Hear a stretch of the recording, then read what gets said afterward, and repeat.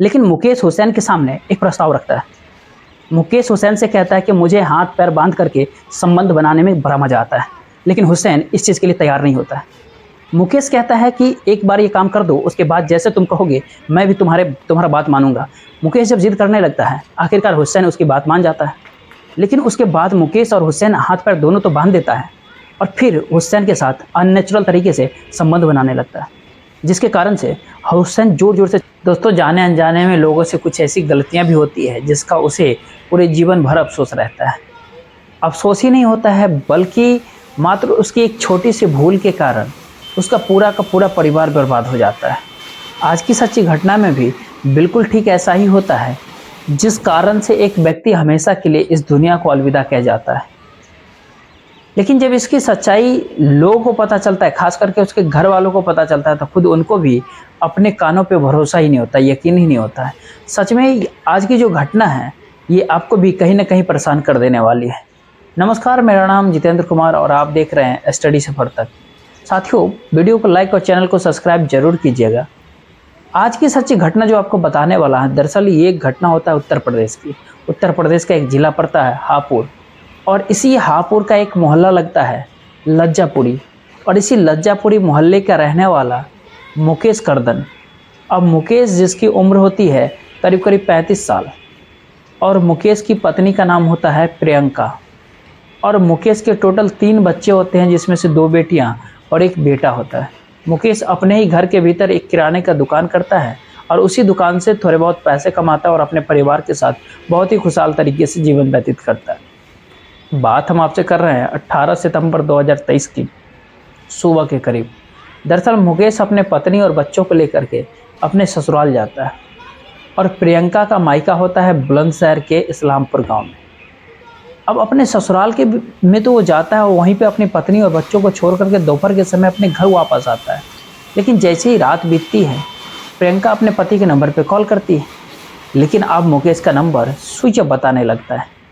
प्रियंका को लगता है कि शायद उसका पति का मोबाइल शायद डिस्चार्ज हो गया होगा, अगले दिन बात हो जाएगी। लेकिन अगली सुबह जब प्रियंका अपने पति के नंबर पे कॉल करती है, तो अगली सुबह भी मुकेश का नंबर स्विच ऑफ ही बताता है। यहाँ पर अब प्रियंका थोड़ी सी लापरवाही करती है। उसी समय प्रियंका अपने घर पर नहीं आती है, नहीं अपने पति के बारे में छानबीन करती है, बल्कि 2 दिनों तक लगातार मुकेश के नंबर पे कॉल करती रहती है। और लेकिन 2 दिनों तक जब मुकेश का नंबर ऑन नहीं होता, उससे बात नहीं होती है, तब जाकर के प्रियंका को थोड़ा सा अटपटा सा लगता है। इसीलिए 21 सितंबर 2023 को सुबह के करीब प्रियंका अपने भाई के साथ अपने घर आती है, और लेकिन जब घर पे आती है तो देखती है कि घर के बाहर दरवाजे पे कुंडी लगा हुआ है, ताला लगा हुआ है। प्रियंका सोच में पड़ती है कि आखिर सुबह सुबह मुकेश कहाँ गया होगा। प्रियंका जब दरवाज़ा खोल करके घर के भीतर जाती है, जैसे ही कमरे के भीतर अंदर देखती है, कमरे का अंदर का नज़ारा देख करके काफ़ी चीखना चिल्लाना शुरू कर देती है। दरअसल कमरे के भीतर फर्श के ऊपर मुकेश का लाश पड़ा हुआ था, जो बिल्कुल खून में लथपथ पड़ा हुआ था। प्रियंका जैसे ही चीखना चिल्लाना शुरू करती है, उसकी आवाज़ सुन करके आस पड़ोस के लोग भी इकट्ठा हो जाते हैं। तभी इस बात की जानकारी जो है नज़दीकी पुलिस स्टेशन में दी जाती है। इधर पुलिस को जैसे ही सूचना मिलती है, पुलिस अपने दलबल के साथ घटनास्थल पर पहुंच जाती है और सबसे पहले मुकेश की लाश को चेक करती है। तो पता चलता है कि मुकेश के शरीर पर कई जगहों पर चोट और घाव के निशान हैं। दरअसल उसके शरीर के ऊपर केवल उसका चड्डी ही होता है, पूरा शरीर उसका नग्न अवस्था में पड़ा होता है, पूरा बेड भी खून से लथपथ पड़ा होता है। उस डेड बॉडी के पास ही एक लोहे का तवा भी पड़ा हुआ है, जिस तवे के ऊपर ढेरों सारा खून लगा होता है। पुलिस सोचती है कि शायद इसी तवे से हत्यारे ने मुकेश की हत्या किया होगा, लेकिन कमरे के भीतर जितना भी खून लगा हुआ होता है, सब सारा खून सूख चुका था, जिसको देख करके ये बात पता चल सकता है कि शायद मुकेश की हत्या करीब करीब 2 दिन पहले ही हो गई है। अब पुलिस सबसे पहले मुकेश की लाश को अपने कब्जे में ले लेती है और उसे पोस्टमार्टम के लिए जिला अस्पताल भेज देती है। फिर प्रियंका के ही कहने पे धारा 302 के तहत अज्ञात अपराधियों के विरोध में मुकदमा दर्ज कर लेती है पुलिस, और फिर इस केस की छानबीन करना शुरू कर देती है। लेकिन जब पुलिस इस केस की छानबीन करने के लिए सबसे पहले प्रियंका से ही पूछताछ करती है कि क्या तुम्हें किसी के ऊपर शक है कि तुम्हारे पति की हत्या कौन किया है। इस पर प्रियंका कहती है कि साहब, मुझे शक ही नहीं है, बल्कि पूरा यकीन है, भरोसा है कि दरअसल मेरी पति की हत्या किसी और ने नहीं, बल्कि मेरे जेठ ही नहीं किया है, मेरे 2 जेठ हैं, जिसमें से एक का नाम है राकेश और दूसरे का नाम होता है विनोद। प्रियंका जैसे अपने जेठ का नाम कहती है। अब पुलिस प्रियंका से पूछताछ करती है कि आखिरकार राकेश और विनोद अपने ही भाई की हत्या क्यों करेंगे। इसके ऊपर प्रियंका कहती है कि साहब, दरअसल एक प्लॉट है, एक खेत है और मेरे जेठ मेरे पति को हिस्सा ही नहीं देना चाहते थे, इसीलिए या तो उन दोनों ने मेरे पति की हत्या किया है या फिर किसी से करवाया है। लेकिन प्रियंका जैसे इस तरह की बातें पुलिस वालों को कहती है, पुलिस प्रियंका के कहने पे राकेश और विनोद दोनों को अपने कस्टडी में ले लेती है और फिर इन दोनों से मुकेश की हत्या के बारे में पूछताछ करती है। राकेश और विनोद पुलिस वालों को सिर्फ एक ही जवाब देते हैं कि साहब, हमने अपने भाई की हत्या नहीं किया है, दरअसल हम दोनों ने अपने भाई से बेपनाह मोहब्बत करते थे। पुलिस को लगता है कि शायद ये दोनों जो है इतने आसानी से सच्चाई नहीं बताने वाले हैं, इसीलिए पुलिस अब इन दोनों के मोबाइल नंबर का डिटेल्स के साथ इनके मोबाइल का लोकेशन भी ढूंढती है। जब सारे डिटेल्स को भी चेक करते हैं पुलिस, तो उस डिटेल्स के भीतर भी कोई भी ऐसा संदिग्ध नहीं होता जिसके भीतर पुलिस को इन दोनों के ऊपर शक हो। आखिरकार पुलिस मजबूर होकर के दोनों को छोड़ देती है, लेकिन पुलिस फिर से मुकेश के घर पर जाती है और उसके पड़ोसियों से विनोद और राकेश के बारे में पूछताछ करती है। पड़ोसी भी पुलिस वालों को यही जवाब देते हैं कि साहब, राकेश और विनोद अपने छोटे भाई को बहुत पसंद करते थे, वो दोनों अपने भाई की हत्या नहीं कर सकते। पुलिस भी सोच में पड़ जाती है कि आखिरकार मुकेश की हत्या किसने किया होगा। अब पुलिस के सामने मात्र एक ही रास्ता होता है, मुकेश का मोबाइल नंबर का डिटेल्स। जी हाँ, मोबाइल नंबर का डिटेल्स जब निकलवाती है पुलिस मुकेश का, तो पता चलता है उसमें एक ऐसा नंबर होता है जिस नंबर के ऊपर 18 सितंबर 2023 को मुकेश ने आखिरी बार बातचीत किया हुआ था।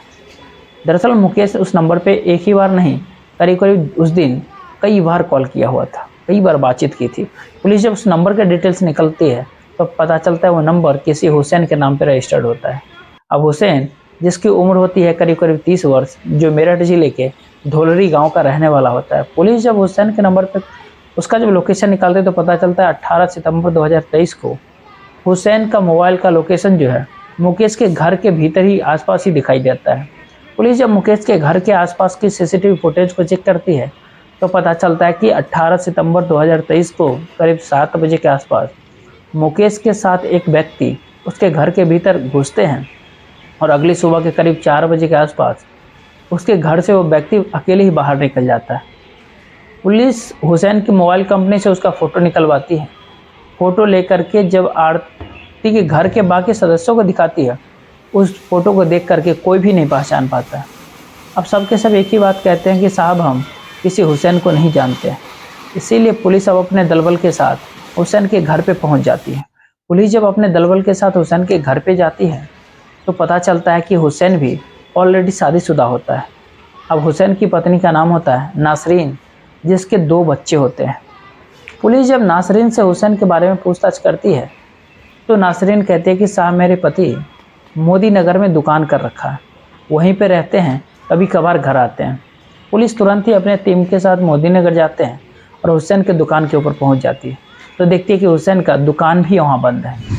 इसीलिए पुलिस अब आसपास के दुकानदारों से हुसैन के बारे में पूछताछ करती है। आसपास के दुकानदार कहते हैं कि साहब, हुसैन पिछले 3 दिनों से दुकान ही नहीं खोल रहा। तो पुलिस उसके बाद हर जगह पे तलाश करती है, लेकिन इसके बावजूद भी हुसैन का कहीं कुछ अता पता नहीं चलता है। अब इसीलिए पुलिस अब हुसैन का मोबाइल सर्विलांस पे डाल देती है। तभी 25 सितंबर 2023 को हुसैन का मोबाइल ऑन हो जाता है और उसका लोकेशन हापुड़ के मोर्चरी रोड का दिखाई देता है। जैसे ही उसका लोकेशन मिल जाता है, पुलिस अपने टीम के साथ लोकेशन पे पहुंचती है और उसी फ़ोटो से पहचान करके हुसैन को अपने साथ गिरफ्तार करके ले आती है और फिर हुसैन से मुकेश की हत्या के बारे में पूछताछ करना शुरू करती है। हुसैन भी बिना किसी शक्ति दबाव के तुरंत ही अपनी सच्चाई को कबूल कर लेता है। लेकिन हुसैन जब इस हत्या की पूरी कहानी को बयां करता है तो सच में इसको सुनने के बाद खुद मुकेश के घर के सदस्यों को, पूरे परिवार को अपने कानों पर यकीन ही नहीं होता है। दरअसल हुसैन और मुकेश की दोस्ती 1 महीने पहले होती है, फेसबुक के जरिए होती है। फेसबुक के जरिए जैसे दोनों के बीच में दोस्ती हो जाती है, दोनों एक दूसरे से बातचीत करने लगते हैं। बातचीत करते करते आखिरकार मुकेश अपने दिल की बात एक दिन हुसैन से बता देता है।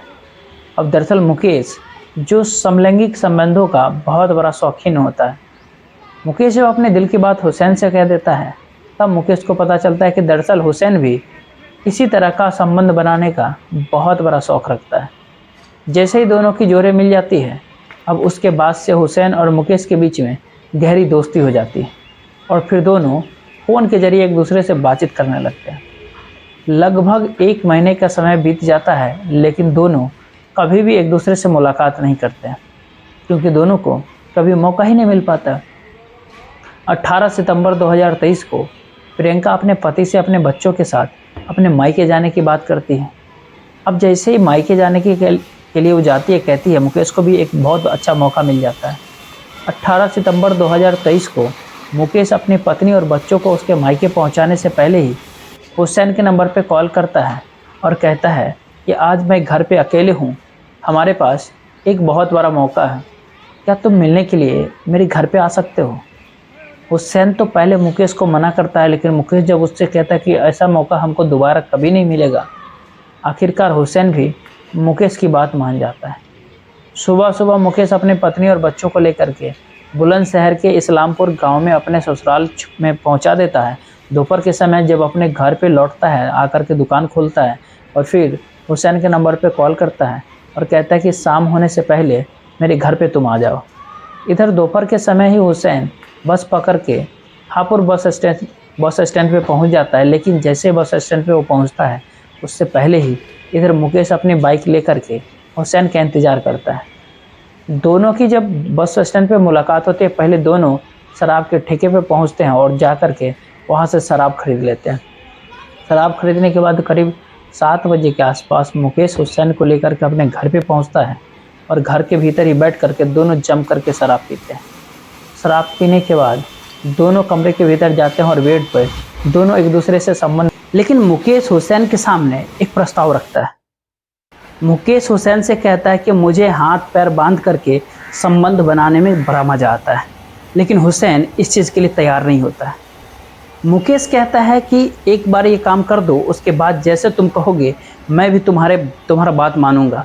मुकेश जब जिद करने लगता है, आखिरकार हुसैन उसकी बात मान जाता है, लेकिन उसके बाद मुकेश और हुसैन हाथ पैर दोनों तो बांध देता है और फिर हुसैन के साथ अननेचुरल तरीके से संबंध बनाने लगता है, जिसके कारण से हुसैन ज़ोर ज़ोर से चीखने चिल्लाने लगता है।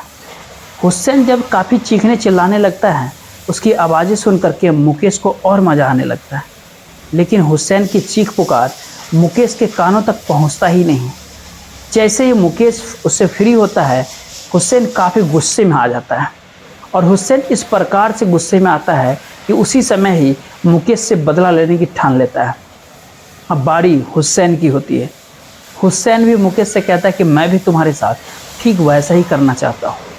हुसैन भी मुकेश के दोनों हाथ पैर बांध देते हैं और फिर मुकेश के साथ में हुसैन वैसा ही अननेचुरल तरीके से सेक्स करने लगता है। लेकिन मुकेश जब चीखता चिल्लाता है, हुसैन मुकेश के मुंह में कुछ कपड़ा ठूंस देता है, जिसके कारण से मुकेश की आवाज़ भी घर से बाहर ही नहीं निकल पाता है। लेकिन हुसैन जैसे ही उससे फ्री होता है, पानी पीने के बहाने से किचन में जाता है और जब उसको कोई भी हथियार नहीं मिलता है तो उसी किचन से लोहे के तवा उठा करके लाता है और इधर इससे पहले मुकेश को कुछ समझ आ पाता, उसी तवे से मुकेश के ऊपर एक पर एक कई वार कर देता है, जिसके कारण मुकेश की घटनास्थल पे ही मौत हो जाती है। उसके बाद मुकेश की डेड बॉडी को बेड से घसीट कर फर्श पे रख देता है। तब तक रात के करीब 12-1 बज जाता है। हुसैन उसी रात को घर से बाहर निकलना तो चाहता है, लेकिन हुसैन को लगता है कि इतनी रात को घर जाने के लिए उसको गाड़ी बिल्कुल नहीं मिलेगी। इसीलिए हुसैन मुकेश के घर के भीतर रह जाता है, अपना पूरा शरीर साफ करता है और फिर अपना कपड़ा पहन लेता है। मुकेश अपने डेड बॉडी में बैठ कर के उसी के पास बैठ कर के सुबह होने का इंतज़ार करता है। उसके घर के भीतर किचन में जा कर के चाय बनाता है, चाय बना करके रात में पी भी लेता है। लेकिन जैसे सुबह का 4 बजता है करीब हुसैन उसके घर के बाहर निकलता है और घर के बाहर दरवाजे पे कुंडी लगा देता है। वहाँ से हुसैन गाड़ी पकड़ के अपने घर पे ही नहीं जाता, बल्कि मोदीनगर अपने दुकान पे पहुँचता है, लेकिन दुकान भी वो नहीं खोलता है, क्योंकि हुसैन को अब डर लगने लगता है कि कहीं उसे पुलिस न ढूंढ ले। करीब 3 से 4 दिन का समय बीतता है। हुसैन जहाँ तहाँ अपने रिश्तेदारों के यहाँ जा कर के समय बिताता है, लेकिन जैसे ही 3-4 दिन का समय बीतता है, 25 सितंबर 2023 को हुसैन यह पता लगाने के लिए हापुड़ के अंदर चला जाता है कि आखिरकार पुलिस ने मुकेश की हत्या के आरोपी किसी व्यक्ति को गिरफ्तार किया है या फिर नहीं। हापुड़ के भीतर जा करके जैसे ही अपना मोबाइल वो ऑन करता है, उसका लोकेशन पुलिस वालों को मिल जाती है।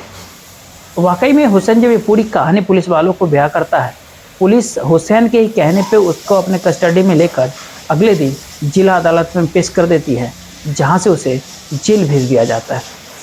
दोस्तों, इस पूरी घटनाक्रम का सुनाने का उद्देश्य आपको परेशान करना नहीं था, आपका दिल दुखाना नहीं था, बल्कि आपको जागरूक करना था, आपको सचेत करना था। आप जहाँ भी रहे सुरक्षित रहे, अपनों का ख्याल रखें। आप इस घटनाक्रम के बारे में क्या सोचते हैं, अपनी राय जरूर दीजिएगा कमेंट बॉक्स में। जय हिंद, जय भारत।